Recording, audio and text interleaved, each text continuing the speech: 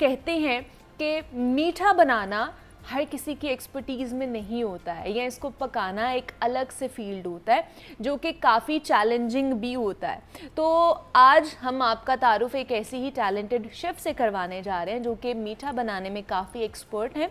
9 साल से वो इस फील्ड से मुंसलिक है और उनसे जानेंगे कि बतौर शेफ़ आपको किन बुनियादी बातों का पता होना चाहिए और मीठा बनाना इतना मुश्किल क्यों लगता है, और ख़वातीन के लिए शेफ़ बनना कितना मुश्किल है या कितना आसान है, ये सब उनसे हमने पूछना है। और हमें आज ज्वाइन किया है शेफ़ आयशा सरवर हैं और उनसे हम लोग मिलेंगे और आपकी मुलाकात कराएंगे। आयशा, आपको वेलकम कहती हूँ जागो लाहौर में। कैसी हैं आप? थैंक यू वेरी मच, मैं बिल्कुल ठीक हूँ, आप कैसी हैं? मैं भी बिल्कुल ठीक ठाक। Ayesha, thank you so much for coming here. हमें बताइए कि 9 साल हो गए हैं आपको ये इस कह लें कि फील्ड से जुड़े हुए, तो 9 साल से आप मीठा ही बना रही हैं या कुछ और भी बना रही हैं? मैंने स्टार्ट बेकिंग एंड पेस्ट्री से ज़रूर किया था। अच्छा। लेकिन मुझे ये था कि मुझे एक ऑलराउंडर बनना है, मुझे मैक्सिमम कुजीन्स को कैटर करना है। क्योंकि जब आपको तजस्सुस होता है, आपको सीखने की जुस्तजू होती है, तो आपको होता है कि मैं ये भी सीख लूँ।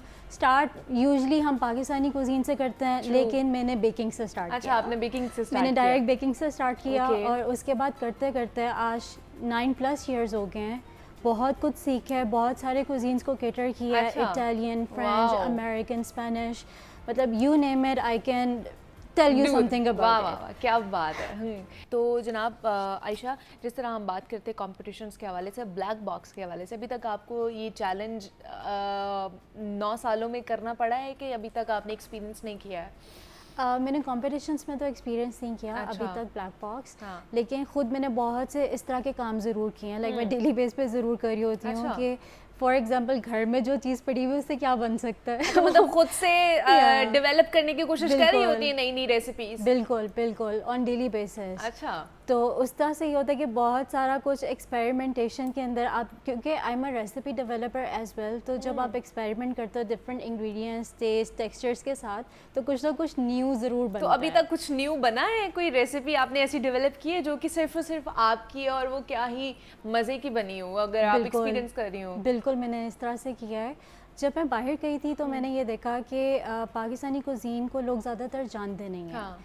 तो मैंने उस टाइम से ये ठाना कि चूँकि पाकिस्तानी कुजीन की वो रिकग्निशन नहीं है, I will gonna do something कि लोग उसको जानें। सो एक तरीका होता है प्लेट ऑन आर्ट का, जिसके अंदर आप बहुत खूबसूरती से प्रेजेंट करते हो। और पाकिस्तानी कुजीन वैसे तो बहुत खूबसूरत है, खाने में भी, देखने में भी, लेकिन प्रेजेंट करने में थोड़ा सा डिफ़िकल्ट है। हाँ। चूँकि वो सालन की डिशेस हैं और इस तरह करके, तो मैंने सोचा कि क्यों ना डिज़र्ट को इस तरह से प्रेजेंट किया जाए कि वो प्लेट ऑन दी आर्ट लगे। तो बहुत सारी इस तरह की रेसिपीज़ हैं जो मैंने बनाई हैं। इवन कि बैक इन 2019 शान किचन मैंने बन किया था पाकिस्तान के अंदर, और उसकी जो डिश थी, जो स्टार्टिंग डिश भी थी और जो एंडिंग भी थी, that was a masterpiece in its own. अच्छा। या दही भल्लों को मैंने इस तरह से प्रेजेंट किया था कि जो देखता था वो दंग रह जाता था कि ये क्या है। अच्छा, मतलब पता नहीं चलता था कि ये दही भल्ले हैं। दही भल्लों के डिफरेंट कंपोनेंट्स होते थे उसके ऊपर, लेकिन बहुत ही उसको खूबसूरती आर्टिस्टिक वे में आप इस तरह से प्रेजेंट करो कि वो ऑथेंटिक भी रहे,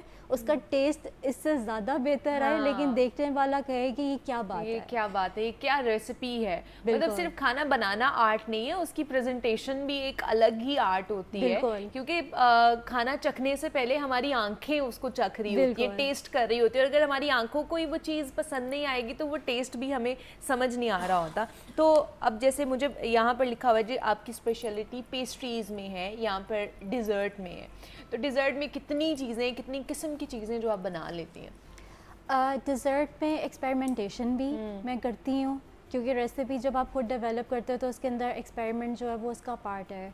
जिस तरह से मैं पहले आपको बता रही थी, इट्स अ फ्यूजन कुजीन, जिसके अंदर आप 2-3 कुजीन्स को मिक्स करके बनाते हो। फॉर एग्जांपल पाकिस्तानी कुजीन की कुछ चीज़ों को मैंने लिया और साथ में मैंने उसको मिक्स कर दिया किसी वेस्टर्न टेक्निक के साथ, या उसको प्रेजेंट उस तरह से कर दिया। फॉर एग्जांपल जैसा टार्ट है, टार्ट के अंदर अब वो एक वेस्टर्न चीज़ आपके पास आ गई, फ्रेंच आ गई, उसके अंदर पाकिस्तानी कुजीन का क्या एलिमेंट मैं लेकर आई हूँ, रस मलाई का रबड़ी टार्ट, डिफरेंट लेयर्स थी, people enjoyed it a lot. अब जहाँ तक सवाल है कि कितनी चीज़ें हैं, dessert is a huge category. उसके अंदर नो बेक डिज़र्ट्स भी आ जाते हैं, बेक्ड की अलग कैटेगरी आ जाती है।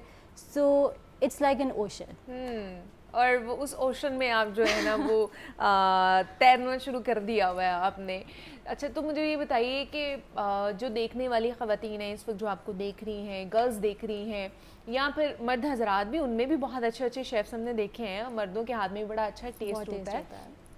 तो शेफ़ बनना आसान है प्रोफेशनली? घरों में तो हर कोई कुकिंग कर लेता है थोड़ा बहुत, प्रोफेशनली इस चीज़ को परसू करना आसान है या मुश्किल है? थोड़ा सा डिसिप्लिन इसके अंदर ज़्यादा रिक्वायर्ड है। अच्छा। मुझे लगता है आपके लिए वो हर चीज़ आसान है अगर आप इंटरेस्टेड हो उसके तो अंदर। आपके अंदर कौन कौन सी ऐसी क्वालिटीज़ होनी चाहिए कि तब जाके आप इस फील्ड में फिट इन होते हो?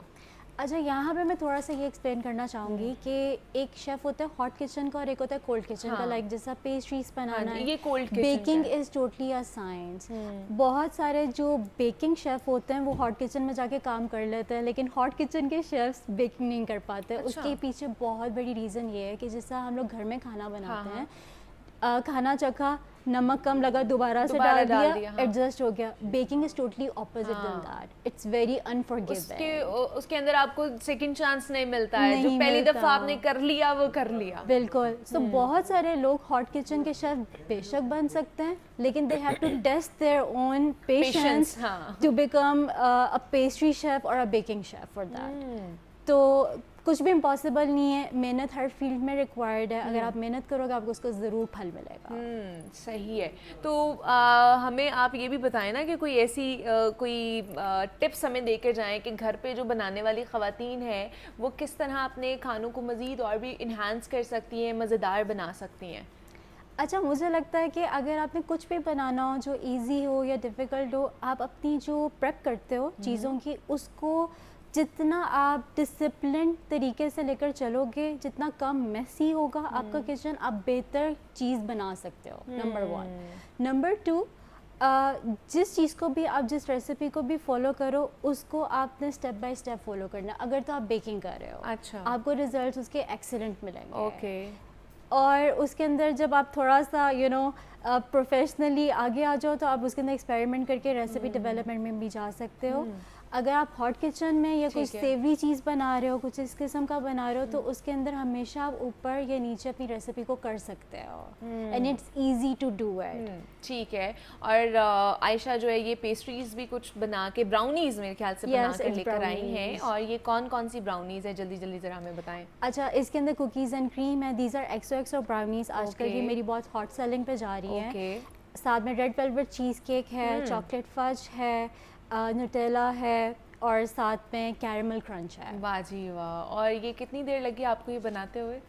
Less than an hour. अच्छा, अब तो आपके लिए ये चुटकियों का काम हो गया ना। बस वो बेकिंग टाइम ही होता है इसका। अब तो आप एक्सपर्ट हो गई हैं, प्रोफेशनल हो गई हैं, तो अब आपके लिए दाएं हाथ का काम है कि आपने ये बनानी है। Thank you so much Ayesha for coming here. बहुत अच्छा लगा आपसे मिलकर, और आपने हमें टिप्स भी दिए कि किस तरह आप घर पर रह के, ख़ासतौर पर जो खाना बनाने वाली ख़वातीन है, कि वो किस तरह अपना ये खाने को मज़ीद मज़ेदार बना सकती हैं। आयशा हमारे साथ मौजूद जो है, ये पेस्ट्रीज़ भी कुछ बना के, ब्राउनीज़ मेरे ख्याल से बना कर लेकर आई हैं। और ये कौन कौन सी ब्राउनीज़ है, जल्दी जल्दी ज़रा हमें बताएं। अच्छा, इसके अंदर कुकीज़ एंड क्रीम है। दीज आर एक्सो ब्राउनीज़, आजकल ये मेरी बहुत हॉट सेलिंग पे जा रही है।